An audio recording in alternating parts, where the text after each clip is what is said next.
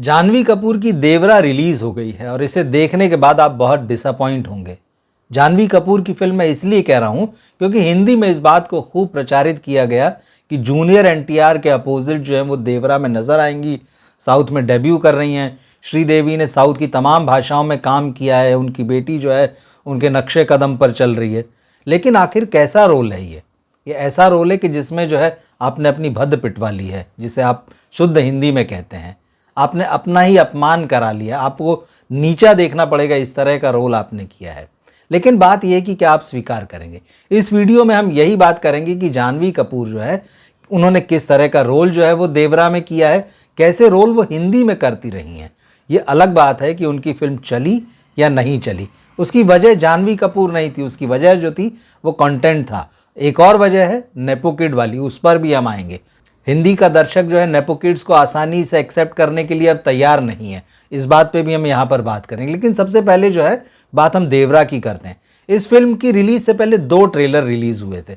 उन दोनों ट्रेलर को देखकर ही ये साफ हो गया था कि जानवी कपूर को इस फिल्म में कितना इंपॉर्टेंस मिला है।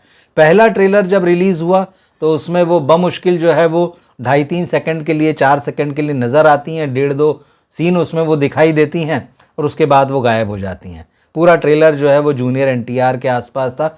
दूसरा ट्रेलर जब रिलीज हुआ तो उनकी सिर्फ एक ही झलक दिखाई दी और मुश्किल से एक ही डायलॉग वो बोलती हुई नजर आई। जूनियर एनटीआर थे और टेक्निकली फिल्म कैसी दिखेगी वो था। सैफ अली खान उस ट्रेलर में दिख रहे थे। तो ये सारी बातें थी। जानवी उसमें भी गायब थी। अब जब फिल्म रिलीज हुई तो लोगों ने देखा, पहले हाफ में तो वो आती नहीं है, पूरा साफ है मामला। सेकेंड हाफ में वो आती हैं और उनका ओपनिंग सीन क्या दिया है, वो शायद हिंदी में ऐसे सीन को नहीं करती, बावजूद इसके कि उनके आसपास अगर कहानी बुनी गई होती तब भी। उन्हें दिखाया गया है कि घर के पिछवाड़े में जो एक कुंड बना होता है, मतलब हौद जिसको आप कह लें, वो उसमें बैठकर नहा रही हैं। उनका जो अपर हाफ जो है वो ऑलमोस्ट खुला हुआ है और वो पानी में है, लोटे से पानी डाल रही हैं, अपने बदन पे पानी डाल रही हैं। और डायरेक्टर ने पता नहीं क्या सोच के इस तरह से शूट किया कि जैसे कभी किसी ने इस हीरोइन को देखा ही नहीं है, जबकि उससे ज़्यादा सेक्सी तस्वीरें उनकी इंस्टाग्राम अकाउंट पे पड़ी हुई हैं। ऐसा पेश करने की कोशिश की, कोई डेब्यू हो रहा है किसी एक्ट्रेस का, एकदम फ्लॉप। और वहाँ से जो कैरेक्टर निकल के आता है जानवी कपूर का, उसमें सिर्फ यही है कि वो गाँव के लड़कों को रिझाती हैं। उनकी नज़र हीरो पर है, लेकिन वो भी वहाँ पर असमंजस में है कि ये हीरो बहादुर है कि नहीं। कभी उसकी तारीफ़ में कसीदे पढ़ रही हैं, कभी उसको लेके कंफ्यूज हो जा रही हैं। पूरे वक्त जो है उनकी जहाँ भी 3-4 जगह पर वो आती हैं यही सारी बातें होती हैं। और उसके बाद एक आध गाना आ जाता है जिसमें उनकी सहेलियाँ उनसे कहती है गाने के पहले कि भाई तू सिर्फ बातें ही करती रहेगी कि इसको रिझाने के लिए भी कुछ करेगी। तो जानवी कपूर का एक डांस दिखा दिया भाई। तो इतने में जो है जानवी कपूर की कहानी जो है ख़त्म हो जाती, वो फिल्म के क्लाइमेक्स तक में नज़र नहीं आती। तो सवाल ये उठता है कि क्या आप यही करने गई थी?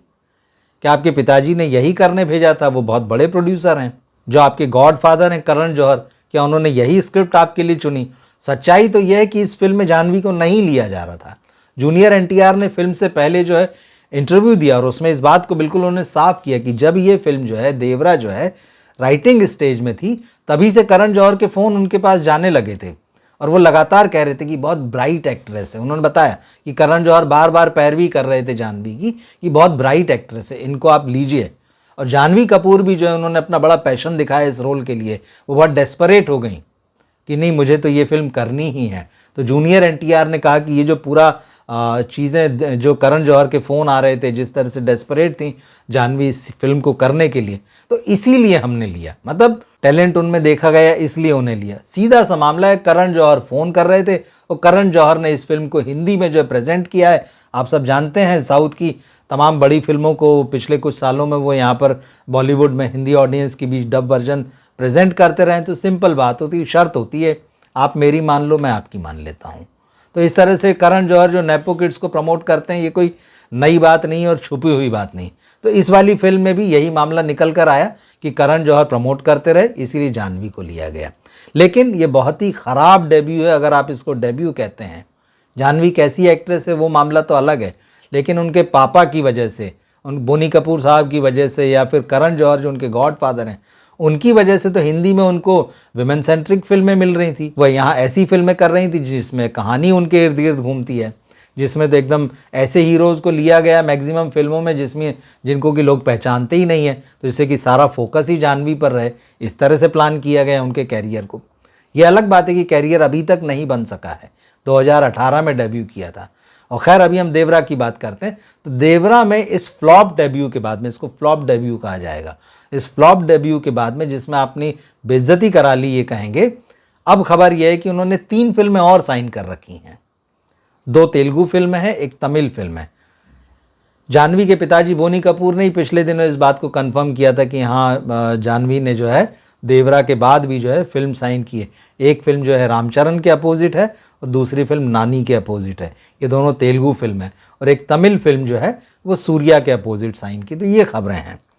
लेकिन सवाल ये है कि अगर इसी तरह के रोल आपको करने हैं, इसी तरह के रोल आपको मिलेंगे साउथ में, तो फिर कैसे आप श्रीदेवी के लेवल तक पहुंचेंगी, जो आप कहती हैं कि नहीं मैं तो माँ के नक्शे कदम पर चल रही हूँ, वो मेरी आइडल हैं, मैं उस ऊंचाई को हासिल करना चाहती हूँ। ऐसे कैसे होगा? क्या श्रीदेवी ने इसी तरह की फिल्में की? क्या इसीलिए उनका नाम है? तो ये बात बहुत सीरियसली सोचने की ज़रूरत है जाह्नवी कपूर को, बोनी कपूर को और करण जौहर को भी। अब आप देखें कि हिंदी में एक ऐसा काम कर रही थी, जैसे मैंने कहा कि पापा जो हैं बोनी कपूर और उसके साथ गॉड फादर करण जौहर जो हैं, इनके लिए बहुत कैरियर प्लान कर रहे थे। 2018 में इनको लॉन्च किया गया शाहिद कपूर के भाई ईशान खट्टर के अपोजिट, और फिल्म थी धड़क, Marathi film Sairat, super hit film जो है उसका रीमेक। फिल्म को नेगेटिव रिव्यू मिले, मतलब हिंदी में जब फिल्म आई थी इसको मैक्सिमम रिव्यू नेगेटिव मिले। लेकिन जैसा कि करण जौहर का प्रचार तंत्र है और जैसा वो कहते हैं कि मैं स्टार्स रिव्यू के खरीद लेता हूँ, रिव्यू खरीद लेता हूँ, फिल्म को बता दिया गया कि ये तो सुपर हिट हो गई है बॉक्स ऑफिस पर। जिस फिल्म को मैक्सिमम नेगेटिव रिव्यू मिले बताया जाता है कि वो हिट है। इसके बाद 2020 में दूसरी film I Gunjan Saxena the Kargil girl. अब ये बायोपिक थी, पूरी तरह से जो है वो जाह्नवी के आसपास रची गई थी। लेकिन कोरोना का दौर आ गया और उस समय ये फिल्म जो है OTT पर रिलीज़ की गई। इसके बाद 2021 में रूही आई, जिसमें राजकुमार राव जैसे एक्टर जो थे वो जाह्नवी के साथ थे। हॉरर फिल्म थी, ये फिल्म थिएटरों में नहीं चली। इसके बाद मार्केट नीचे आ गया तो अगली 2 फिल्में थी। 2022 में जो है गुड लक जेरी आई, मिली आई। ये दोनों फिल्में जो हैं कब आई और कब गई किसी को पता नहीं चला। गुड लक जेरी तो है वो डायरेक्ट OTT पर रिलीज़ की गई। यही हाल 2023 में बवाल का हुआ। वरुण धवन खुद ही फ्लॉप हैं, उनके साथ जाह्नवी आई, फिल्म जो है OTT पर रिलीज़ की गई। लोगों ने खूब इस फिल्म को जो है गरियाया, आप कह सकते हैं बिल्कुल। मतलब हिस्टोरिकल फैक्ट्स को जिस तरह से तोड़ा मरोड़ा गया, जिस तरह से दिखाया गया, जिस तरह से नाजी नरसंहार को जो है बहुत हल्के ढंग से दिखाया गया, उसकी तो इंटरनेशनल लेवल पर आलोचना हुई। ये सब एक के बाद एक फ्लॉप फिल्म। फिर इस साल में आ जाइए 2024, जबकि इस बात का हल्ला था कि जाह्नवी साउथ में जो है वो डेब्यू करने जा रही, तो 2 फिल्म, एक बार फिर राजकुमार राव के अपोजिट मिस्टर एंड मिसेस माही, वो फ्लॉप रही थिएटर में आके। उलझ कब आई और कब गई वो भी पता नहीं चला।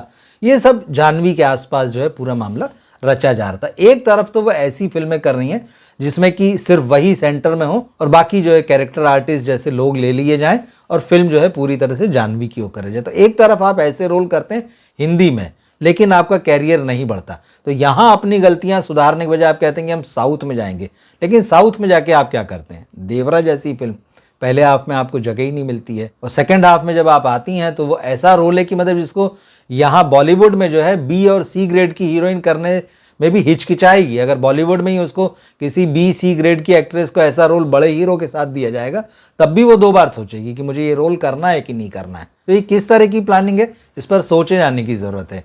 जाह्नवी और उनकी पूरी टीम को लगना चाहिए कि क्या आने वाले दिनों में इसी तरह के रोल करके साउथ में रहना है, या फिर वाकई अपनी गलतियों को सुधार कर जो है हिंदी में रहना है और कोशिश करनी है कि अपने आप को पॉलिश किया जाए और अच्छे रोल किए जाएं। हालांकि जैसा मैंने शुरू में कहा कि अब हिंदी का ऑडियंस जो है नेपो किड्स जिस तरह से करण जौहर थोप रहे हैं हिंदी के ऑडियंस पे, वो उसके लिए तैयार नहीं है। तो काफ़ी कुछ ऐसा है जिसे देवरा को देखने के बाद में जाह्नवी और उनकी टीम को, उनके पिताजी को और करण जौहर को सोचना चाहिए और उनके कैरियर को मुझे लगता है कि नए सिरे से प्लान करना चाहिए। उनको अच्छे स्क्रिप्ट्स की ज़रूरत है, उनको अच्छे डायरेक्टर्स की ज़रूरत है। ये बिल्कुल नहीं कह रहे हैं हम कि उनमें टैलेंट नहीं है, टैलेंट उनके पास है, एज उनके फेवर में है, पिताजी बहुत बड़े प्रोड्यूसर हैं, करण जौहर जैसे गॉडफादर का उनको सहारा है, और इसके बाद भी अगर वो साउथ में जाके देवरा जैसे रोल करती हैं तो ये बहुत ही दुखदाई बात है। अगर आपने देवरा देखी हो तो आपको जाह्नवी को उसमें देखकर क्या महसूस हुआ, कमेंट बॉक्स में ज़रूर लिखें। इस वीडियो को अपने दोस्तों और फैमिली में शेयर करें। मिलते हैं हम अगले वीडियो में। नमस्कार।